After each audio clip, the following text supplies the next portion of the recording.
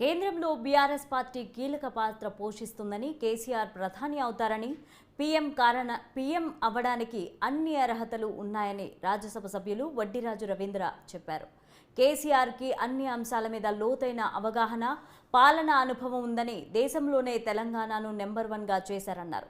ఇల్లందు నియోజకవర్గ ఇన్ఛార్జిగా ఉన్న రవిచంద్రను తొలిసారి నియోజకవర్గం రావడంతో పార్టీ నాయకులు ఘనస్వాగతం పలికారు. రానున్న ఎన్నికల్లో బీఆర్ఎస్ పార్టీ ఘన విజయం సాధిస్తుందని ఎంపీ రవిచంద్ర అన్నారు.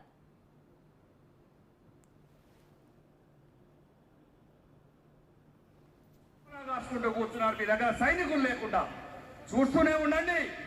మేము యుద్ధంలో పోతూనే ఉంటాం, ఖచ్చితంగా గెలుస్తాం. 100 సీట్ల పైగా గెలిచి ఈసారి హ్యాట్రిక్ సీఎంగా గౌరవనీయులు కేసీఆర్ గారు నిలబడి ఖచ్చితంగా కూడా 3వ కూర్చుంటారు. నేను మొన్ననే చెప్పాను, కొత్తగూడెంలో మనందరం కూడా మరొకసారి చెప్తున్నాను, విజ్ఞప్తి కూడా చేస్తున్నాను.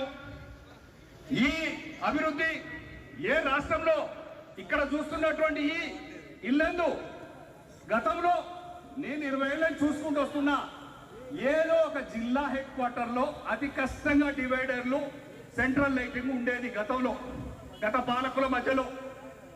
ఎక్కడైనా ఇప్పుడు మండల్ హెడ్ క్వార్టర్ పోయినా, కొంచెం గట్టి విలేజ్ పోయినా సెంట్రల్ లైటింగ్ డివైడర్లు ఏర్పడేంత ఘనత మన రాష్ట్ర ముఖ్యమంత్రి గారు ఏర్పరిచారు.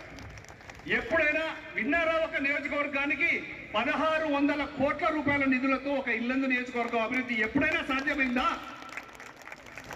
తెలంగాణ రాష్ట్రం సిద్ధించినాక 3 లక్షల కోట్ల రూపాయలు తెచ్చుకొని సంపదను పెంచి పేదలకు సంపదను పంచే విధంగా తయారు చేసినటువంటి దిక్సూచి మార్గదర్శి మన కేసీఆర్ గారు. కాపలా కాసుకుంటూ కూర్చున్నారు, మీ దగ్గర సైనికులు లేకుండా చూస్తూనే ఉండండి. మేము యుద్ధంలో పోతూనే ఉంటాం, ఖచ్చితంగా.